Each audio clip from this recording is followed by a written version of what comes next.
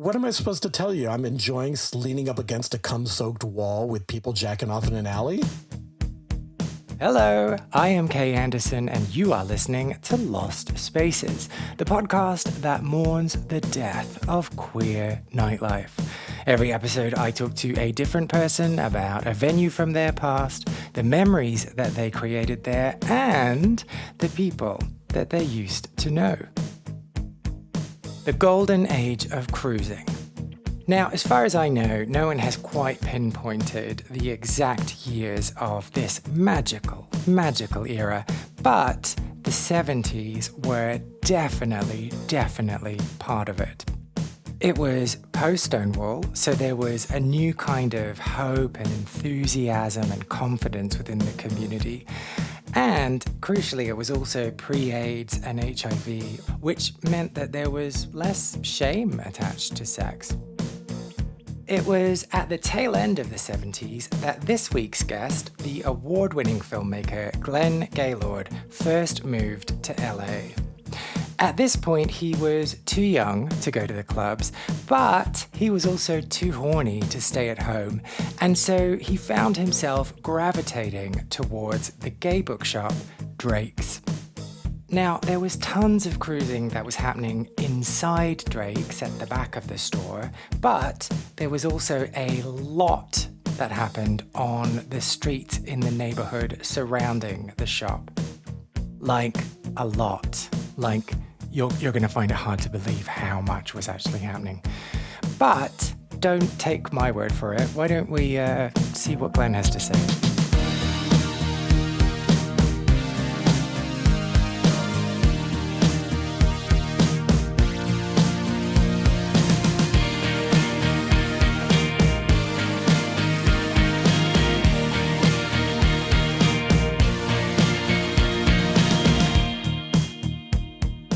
I was tired of scooting around West Hollywood, and I was too afraid to go into the bars because now I'm in college and I'm like, what if I run into one of my classmates? I was scared of that. Isn't that funny? Like, if they saw you and they're in a gay bar, then there's a reason why they're in the gay bar. So why would you be afraid of them seeing you? Oh, I didn't think it through. You're applying logic to a 17-year-old brain. I'm sorry, of course. So I decided to venture out, and I had read pre-internet. There were these publications like the Damron Guides, which is Ramrod spelled backwards. And they would just tell you where all the gay places were. Bars, cruising areas, restaurants, all over the country. And it told me about this bookstore on Melrose Avenue called Drake's, which is no longer there. But it was one of those porno shops that sold videos, gay porn, and lube, and poppers, and accoutrements, and sex toys of all shapes and sizes. And they had these video booths in the back where you put quarters in and you watched 5 minutes of the porn and you keep putting more quarters in, and people would jack off or have sex in those booths. And so I thought, oh, I'm going to check that out because I'm too afraid to go to the bars. And I get there. I'm too afraid to go to the bars, so I'm going to go somewhere where I'm going to have sex with someone in public. No, I wasn't going into the store. Oh, okay. So let me give you the picture of this. So off Melrose, which is like this bunch of shops, are all these suburban streets where most of the houses are like mid-century modern single-story bungalows. Tree-lined, very cozy. So there's Melrose, then a street called Sierra Bonita, and then another street called Curzon, and I forget the street down below, maybe Clinton. And people would circle the block all night long, cruising. Most people wouldn't go into the bookstore, but they knew, oh, well, there's a store nearby, so there must be action. Mm-hmm. And there was. All night long, cars in both directions, circling and circling. So I thought this was like perfect opportunity to get laid without having to go into a bar. Wow. And so was this information readily available in the what's the books? What are the books? The Damron Guide? Yeah, I mean, it would talk about cruising spots. So the Damron Guide listed all the different gay bookstores and sex shops, and so that was on there. And it talked about this cruising surrounding it. So I checked it out. I parked my moped, and I was too scared to go into the store. But I'd walk around the block, and it was insane. Everybody driving around would check you out. You'd just get eyes on you from the cars. And then if you looked really carefully, you'd see men having sex in people's yards, in the alleyways, just everywhere, right? So I would start to meet guys this way. I would get picked up, go to their place, have sex, which was crazy that I just let a total stranger take me in their car and not kill me. Like, how does this happen in LA? But it was just, me being young and dumb and, horny. Wanted to have an adventure. And so I would start to nickname guys. There's the guy in the alley who was a hot mess, so I called him Alley Oops. There was a guy that was really into, he was dressed like a cowboy, and he was really into using his fist for sex, and so I called him Fistful of Dollars. Wait, really? Wait, I need some clarification. Yes, here. yes. He was really into using his fist for sex. You mean he was into fisting? Yes. Oh, yes. Okay, cool. That was just my adventurous way of saying it. But I was like, oh my God, have I missed out on something? Yeah, there was a guy with little blonde tips in his hair, so I called him Frosty. Now, I didn't call them directly. I just in my head, I made up these nicknames. And I wouldn't have the best encounters with these folks who were, cruising in a neighborhood like this. There was one guy I'll never forget who told me he was a dancer, and I went into his car, and he was telling me, like, I was like 17, 18 years old at this point. He's like, oh, you're so young and fresh, and you've got such beautiful eyes. And then he grabbed my stomach, and he squeezed it. And I don't know if you know the Pillsbury Doughboy commercials, but he squeezed it and went, he goes, what happened here? Which are 3 words a gay guy never wants to get asked. What happened here? So that kind of traumatized me from walking around the neighborhood anymore. I just thought, oh my God, I guess I got to go into this bookstore for the real encounters, because this is grossing me out. So I finally got the nerve to go in, and I immediately retreated to one of the booths in the back because I didn't want to be seen, but I knew that there was like action going on back there. And so I would meet people, and again, I would just trust them and go to their places. I wouldn't have sex in the back. I just thought that was not something for me. Oh, but isn't it just more convenient to do it there? I guess I was looking for more than convenience. I was more of a romantic than I thought. Interesting. And I would encounter people that I knew every now and then. And one of them was a classmate of mine who just went, what are you doing here? And because he didn't know I was gay. And I just went, same thing you're doing here. And we never talked about it again. And so this area was just teeming with this. And, eventually there were sting operations. The cops would come and pose as civilians and would arrest people for public sex and things like that, or soliciting sex. It was rough. I mean, I parked my moped on the side street so no one would see me chaining it up on Melrose Avenue. So I went to like a darker place, and I found a place to chain it up. And then I just observed for a while, making sure, like, who's going into the store, who are these people? Do I know any of them? So I'd watch for a couple of hours. I would be there like really late. Wow. On a Saturday. I'd get there like at 10 o'clock, and I'd be there till like 3, 4 in the morning sometimes. Because it was fascinating as well, just watching this, pre-internet, pre-apps, pre-AIDS culture. That was thriving and cruising. This cruising does not exist like this anymore. And it was fascinating to me. And so I just did a lot of observing. And when I finally mustered up the courage to walk into that store, I did it one slow section at a time each visit. So I walked in, and there were a bunch of magazine racks. So I just stand there and look at the magazines forever. Next visit, I'd go look at the porno videotapes of all the 1980s shaved bodies and, ridiculous tans. And like coconut oil, right? Like really shiny. Lots of coconut oil, yeah. Then I'd look at the magazines later. Then the booths that I would go into, I'd make my way to them. The one area that I always got freaked out about was the counter at the cashier. I just did not want to interact with anybody. But I was going in there and freeloading off of them every weekend. They had to have noticed. And so I eventually would buy some stupid thing. I'd buy a magazine, or I'd buy some type of nondescript sex toy that you couldn't even tell was a sex toy. Oh, like what? Well, there were things where if you didn't know that they were sex toys, like Benoit balls, you might just think I bought a bunch of marbles that were silver.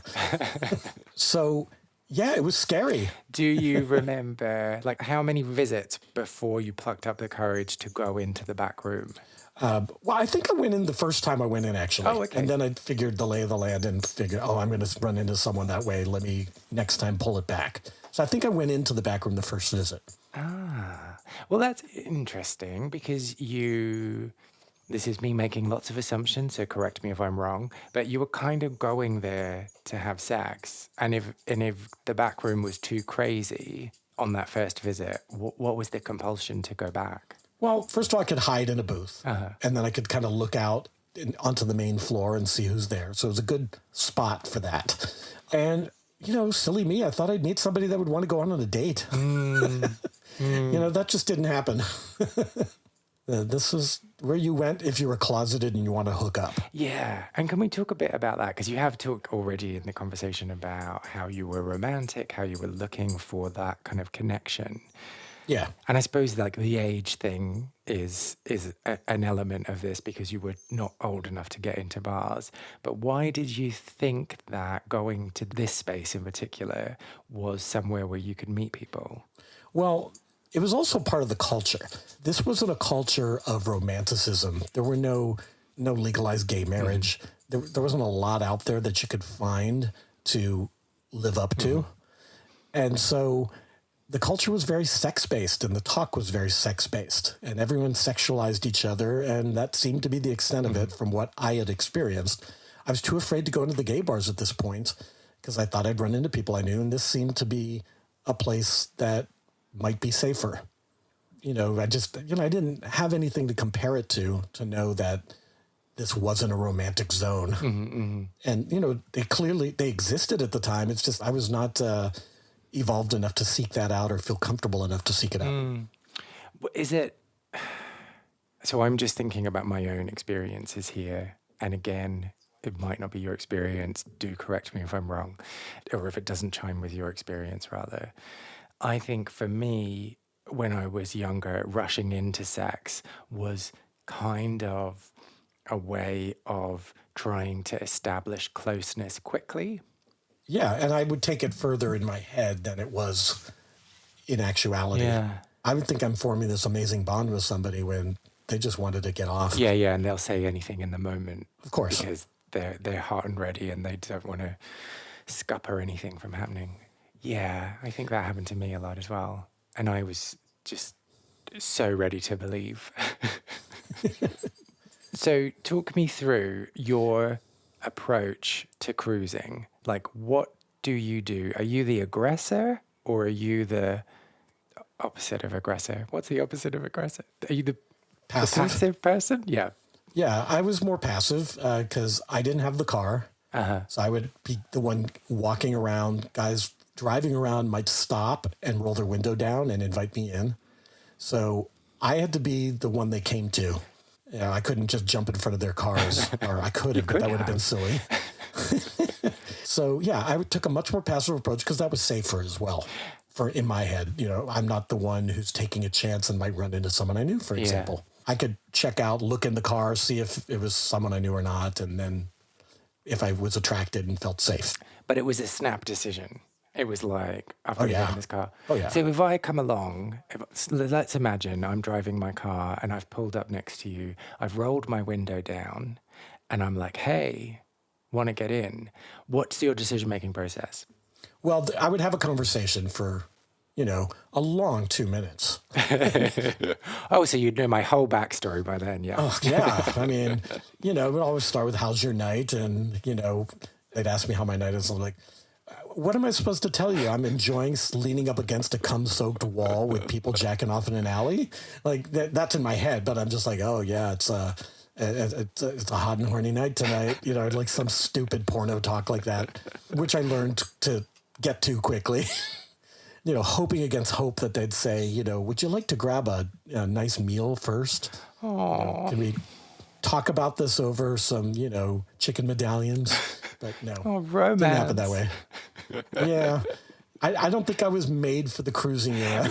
Okay, so you've had this conversation and then you've made the decision to get in the car. Yeah. Are you then, like, how often do you have sex right then and there? And how often do you go to the person's house or somewhere else? Well, at first I would ask them to pull over. I wouldn't want them to drive somewhere right away.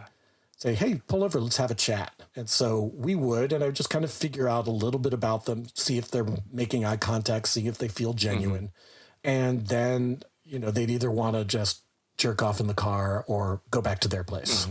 It was usually one or the other. Oh, okay. But like the only sexual act, if you were doing it right then and there, was jerking off. Making out, jerking off. Yeah, those okay. two. Now, I did have an incident that's really kind of apropos of all this. That there were two encounters with guys that kind of lit a fire under me in a way. One was this guy who was walking around and he came up to me and he told me that he was bisexual and that he gets the best of both worlds. He's like, women are fun and all that, but you can't get a guy pregnant. In fact, you can only get crabs from a guy. Now, think about this. This is like 1980. And I'm thinking, I'm not so sure if he's right. And, little ping in my head should have been, there's something horrible coming into this culture soon. But, how would I know? Certainly, that was the dawning of the AIDS era. And here he was talking about the benefits of, being with guys because you can only get crabs. So that stuck with me for obvious reasons, as my life progressed. And then the other one was, there was a bus bench nearby. And sometimes I'd just be tired of walking around and I'd sit on the bench at a bus stop. And this guy came up to me in sweatpants and he had a Chinese takeout container. And he's like, hey, have you been? Like as if I knew him. And then he would say, so are we still on that agreed amount? And I go, what amount? And he's like, what we discussed. And I'm like, I never met you before. Come on, we talked about a price. Oh. And so I pulled out my quarters that I had in a pocket. And he's like, oh, you really are waiting for the bus, aren't you? And I realized he was an undercover cop tried to, bust me for being a prostitute. Oh, wow. Wow. And so that kind of lit a fire under me that I've got to stop doing this. I should not be hanging around here. This is not working for me. I'm not getting dates, so it was like, that's kind of the era ending portion of the story of when I kind of stopped going there. I finally mustered up the courage to go into bars and meet people that way. And then also I was in film school and half the students were gay. And we would go out, even though they didn't know my sexual orientation at the time, we'd go to gay bars and we'd go dancing and we'd hang out. And so I got more and more comfortable as time went on. But what happened to that area is, eventually there were a lot of neighbors complaining about people having sex on their lawns, and there were cops that would, ticket people or arrest people. And so they started putting up signs that said no turns, 10 p.m. to 6 a.m., all through the neighborhood to keep people from driving in circles all night. And so that kind of ended that whole cruising era. And then the bookstore closed, and strangely enough, those signs are still there. Now, those signs went up like in the early 90s, and they've been there for 22 plus years and counting. Those signs are there, but cruising died, with apps and with COVID and with everything else. People do not cruise around bookstores in the same way that they did back then. It still happens here and there in parks and places like that, but not to the extent that it was. This was insane back then, whereas it's gone, but the signs remain as a little relic of that time. So every time I drive by them, it just makes me think about that era. And like, how common is having a sign that says no turns? Totally uncommon. It's like there are two areas in LA, that area, and then an area nearby called Vaseline Alley, which is around another bookstore called Circus of Books. And it's off Santa Monica Boulevard. Same thing. There used to be signs around that area as well, because Vaseline Alley is where people hooked up. Those signs are gone, but the Drake's signs in the Drake's area are still there. Yeah, I mean, the reason I asked that is because if I was driving around and I saw a sign that said no turns, I wouldn't really understand what it meant. Right. Back then you would have, because you would have seen the cruising that was happening and realized why they went up. Now you just, maybe they're still up because just to keep people from taking side streets to get somewhere late at night and waking the neighbors. Mm-hmm. So maybe it's just part of that now.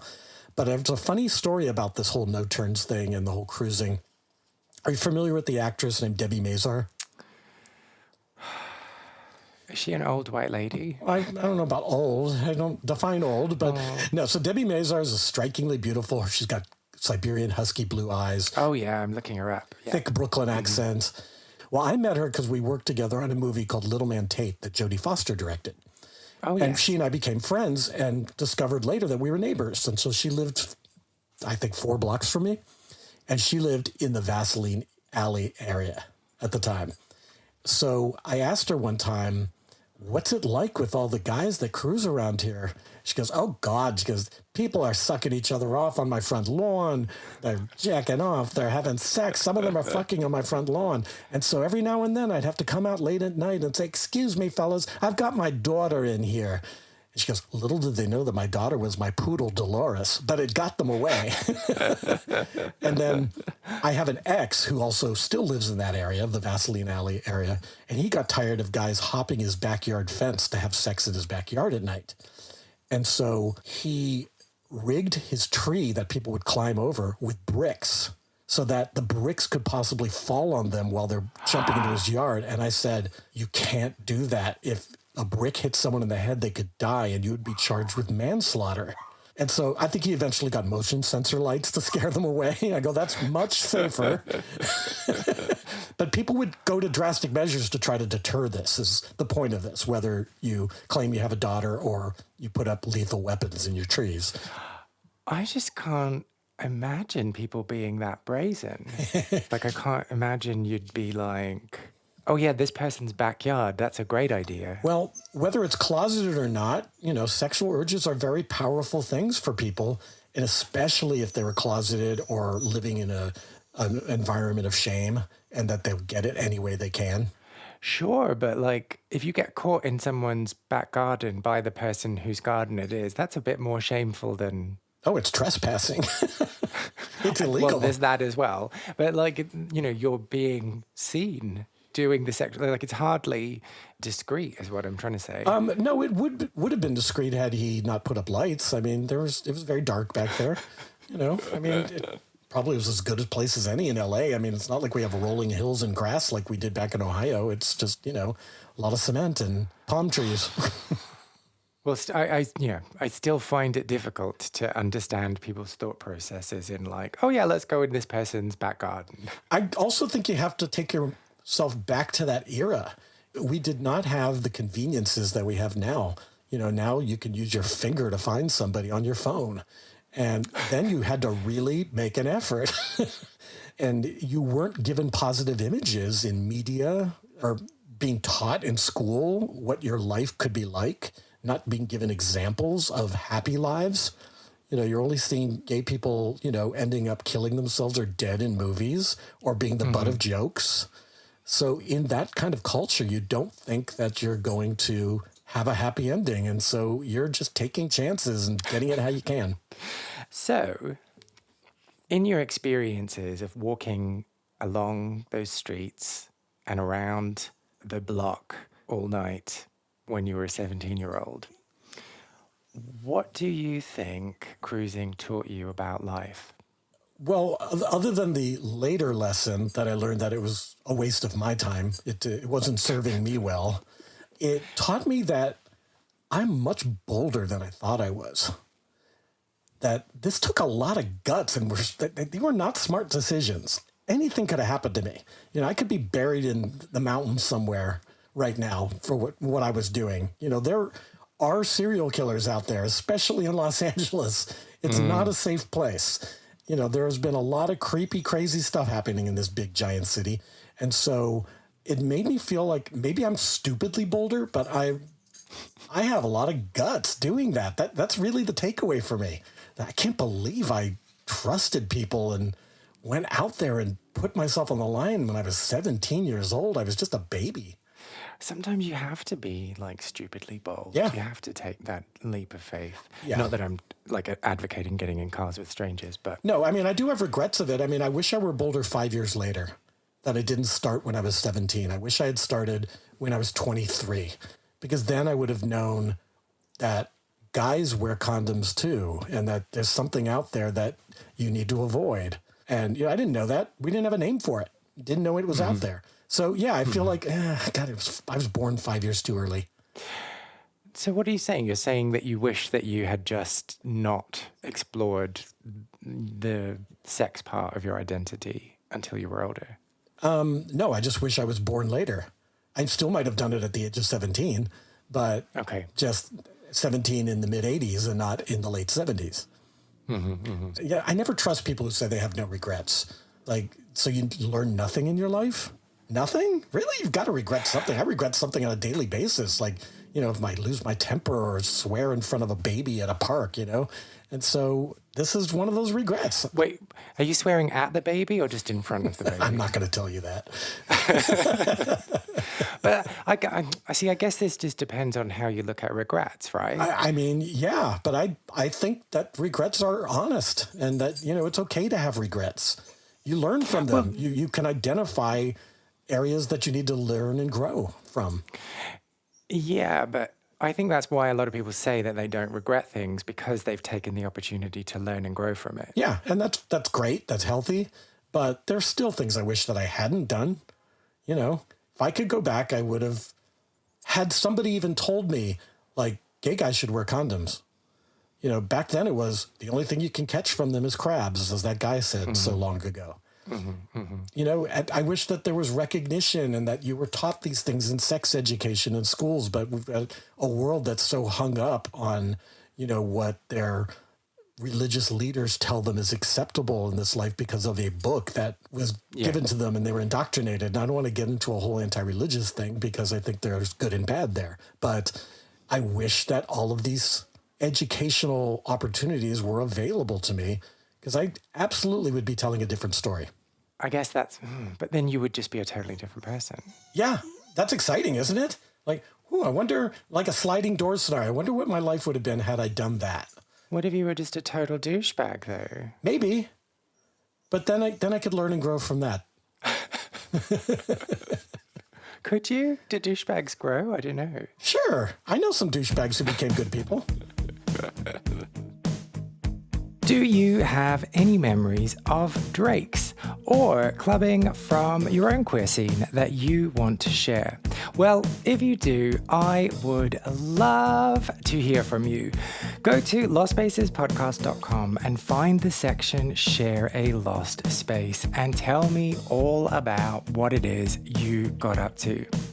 You can also reach out to me on Facebook, Instagram, and Twitter at Lost Spaces Pod. Find out more about Glenn by following him on Instagram, Gleborama, Glebborama, or on Twitter at Glenn Gaylord, and that's 2 N's in Glenn, okay? If you enjoyed this episode, I would really appreciate if you subscribed, left a review on your podcast platform, or just told someone who you think might be interested in giving it a little listen too. I am Kay Anderson, and you have been listening to Lost Spaces.